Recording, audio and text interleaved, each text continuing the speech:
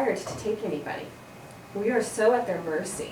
And so that can be challenging when you have somebody who's been to a psych facility 3 or 4 times and they have said, we've done everything that we can do for them, we've provided this treatment for them, we're not taking them back.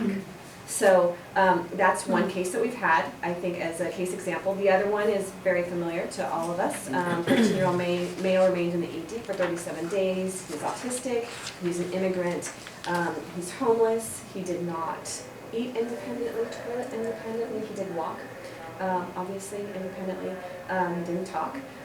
He had no established regional center services, he had occasional agitation, there was inappropriate staffing issues, and it tied up the use of room 13. And then KK was an 11-year-old white male brought in on a 55-85 hold, stayed for 5 days, returned and stayed 16 more. He was one that required a higher level of care, required school to agree. This is the issue that we had been talking about with AB 3632. We needed to engage with the school for them to agree to pay for a higher level of care. He'd become agitated when limits were set.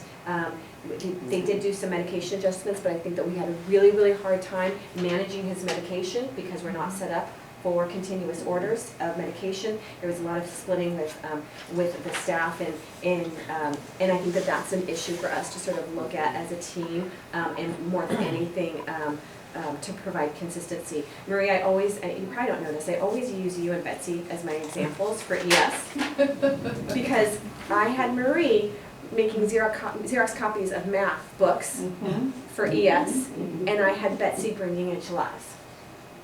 Yes. And so it was like enchiladas. Yes. And so that's where I think that that just sort of looking at our own responses as a team, that both are coming out of a place of caring and of nurturing and of support and of limit setting, and that from shift to shift to shift to shift, when you've got a child who is in a behavioral crisis or is in a holding pattern, that it unfortunately puts a lot of people against each other in ways that I think are very different. It's very different from person to person and shift to shift. It is. That's what's so frustrating for us. It is. And I think that that's, to me, where a lot of the conversation hopefully will go in the future about how do we look at providing as much consistency as possible, because I think that it will just help with managing that child's behavior. And it might be different from child to child, but I think how do we have it not be different from person to person amongst the staff? That would be our goal. So how can we do that with more consistent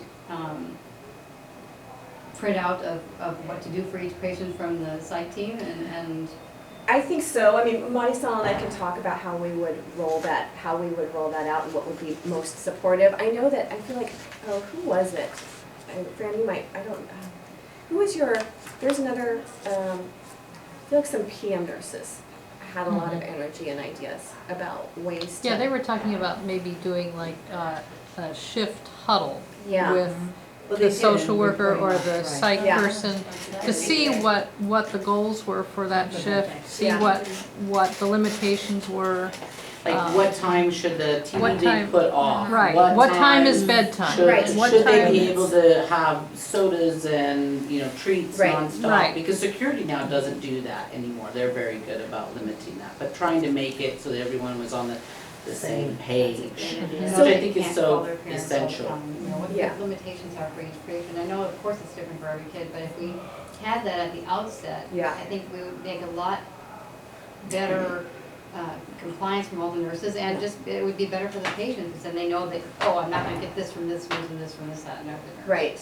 So we're really open to doing that. One of the things I think that has been our mistake, which we're becoming more and more aware of, is that we use treatment team sticky notes. And those aren't things that you guys use, so you don't see them. So we could put a whole plan on there, and it's sort of falling on deaf ears. So we do want to talk about what are ways that we can make sure that we're sharing, like, this is our recommended day, this is our scheduled activities, this is the plan. And so we're open to that.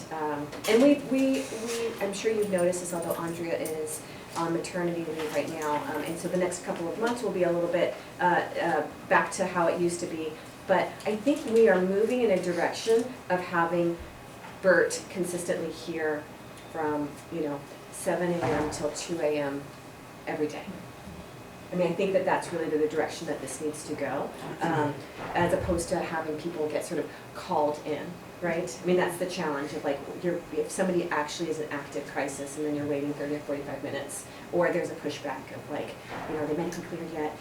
Those types of things that that can sort of slow the overall patient, this process down or their de-escalation down. So we're trying to move in that direction. And so then, anytime you assume care of a BERT patient, you'll get report from the nurse who's reporting off to you, but I think the next stop should be to the BERT team and just find out what's going on and how can you support that child for the next shift that you're gonna have.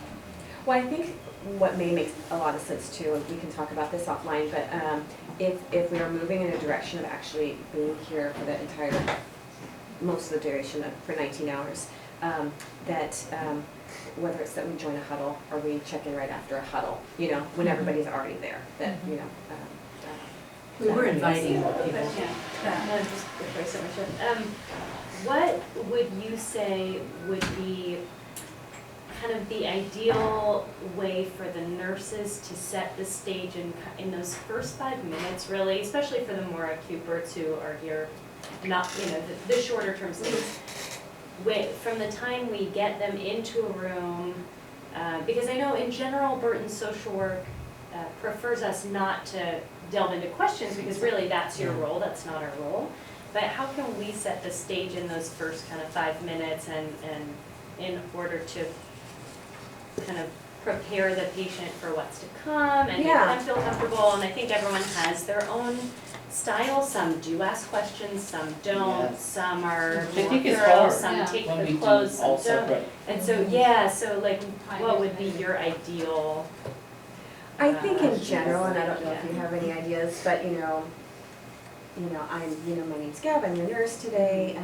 Do you know why you're here? And let me tell you what's going to happen today. I mean, I think it doesn't need to be. I don't think it needs to be complicated, but I do think do you know why you're here?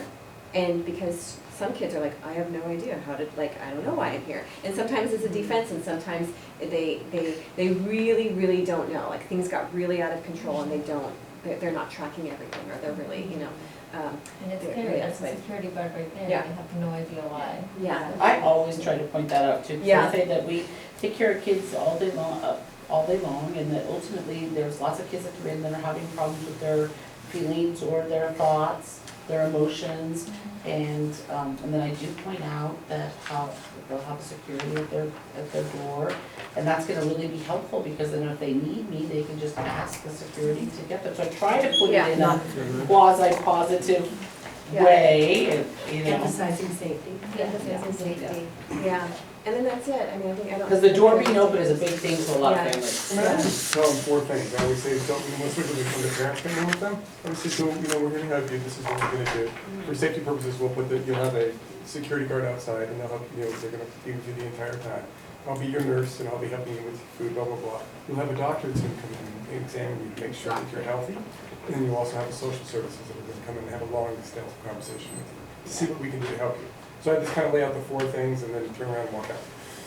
Yeah, and just so you know, too, the majority of us aren't social workers. No, that's okay. Well, we are mental health teams, so we now have there's psychologists, there's MFTs, there's LCSW. So yeah. I would say social services because I always feel like it seems less threatening. When you say a psychiatric team, a psychology team's going to come in. Mental health team, behavioral health team. Behavioral health Behavioral Yeah, is okay. But I think there's also, especially for our kids that have child welfare backgrounds, social work can sometimes have this whoa, totally different thing too. So anyway. We're running out of options. We're gonna have a big I have a question. I'm sorry, I'm on the phone, but I have a question. A lot of times I have a hard time, like when they're coming in from triage, and like the parents are saying, so-and-so are trying to hurt themselves, or they hurt themselves. So at that point, we're trying to call a birth or back. So, but are you saying that we should wait on that and let the doctor evaluate the situation prior, because once it's activated? No, I think that if somebody is a safety risk, then I don't think there needs to be any stop to, before you proceed. I think you just activate the BERT. But even if the child themselves are saying no, and I say, are you feeling you want to hurt yourself now? No. And then the mom's saying yes, and so it's like, that's where it becomes, and then I called the BERT social worker, or she calls it a BERT, and they're like, well, I'm not touching them until the doctor, you know what I mean? Yeah, no, I think that's a really fair question. I think that sometimes we get in the middle of these sort of parent-child dynamics that don't necessarily, they're not necessarily behavioral crisis questions, or at least not acute behavioral crisis questions. They're more these family systems questions, in which case I think it would make sense to have the resident go in and complete their assessment. We can always unbert if we have to, but it's really helpful to it's always easier to have them complete the assessment. Like if you're not feeling like there's a safety issue in the moment, then I'd let them complete the assessment. Because they'll be able to gather more information. And we're always there. We don't have to call the 5-5 and we just wait for. I don't know, Stacey. No, we should call them. Okay. But 5-5 automatically calls BERT, so then that kind of goes against Yeah, but what we she said. take it off. Yeah, I would say I if just the know I get a lot parent, of pushback from social work about calling BERT when the family's saying yes, and the child is looking, like withdrawn, but then they're like, oh, did you hear the story? No, I'm in triage, and there's a line of 30. I don't know that we have to call the BERT at triage and unless it hits those things that you said, those Yeah. first things. Yeah. They have active cuts, or I just, I feel like I want to kill myself right now. I mean, those are some obvious, like we talked about in the triage class. Right. Those are acute things. Right. Or he tried to strangle his brother. Okay, fine. Fine. That's Check the BERT. fine. I don't mean, those are real things that come right through triage. Right. I think, I noticed some healing wounds, and he's, really been kind of down lately. Okay, fine, you put him in with their parent, and then you can get an assessment. I think, what? well, I was just gonna say, if you ask, the parent is here strictly for a psych reason. He kicked his brother, or he's out of control, and he doesn't do anything I say, blah, blah, blah.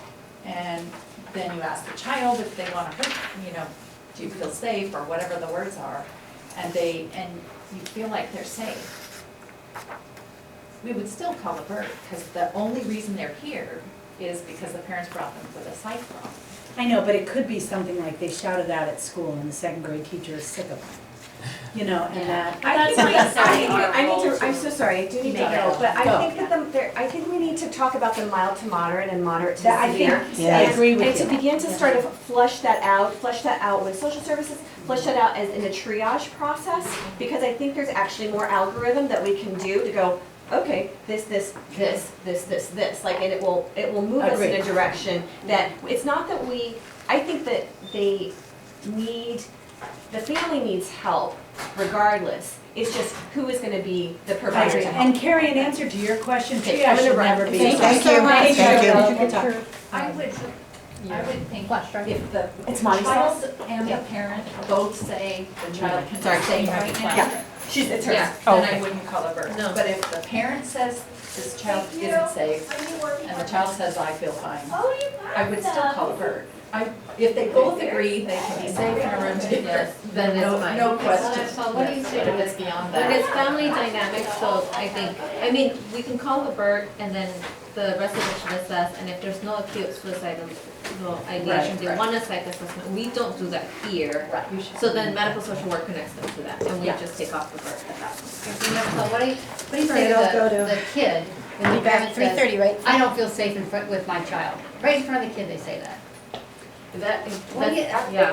Well, They he's not do say it all compliant the- with They his say, medications. they say it Yeah, all the time. they're It's not like- doing anything, they're making my life hell. Miserable. Yeah, what, I mean, it's it's in the right in front of their little kid, I mean, what do you do? These aren't the pillar of society families Right. necessarily. I know, so what do we? I usually do say, you know, these are things that we should definitely talk about. Yes. And these are things that are gonna be talked about in private, and then we're gonna talk to your child about things in private as well. Because we really wanna get to know what's going on for both of you individually and then together. Okay. But that's gonna be something that somebody else does, yeah. Be like, it sounds like there's a lot going on, and it sounds like there's many things that are making you feel that way.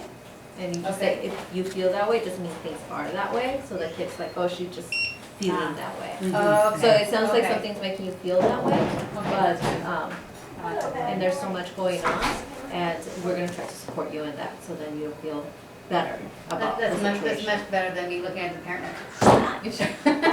Don't say that in front I know, of but you. parents say dumb things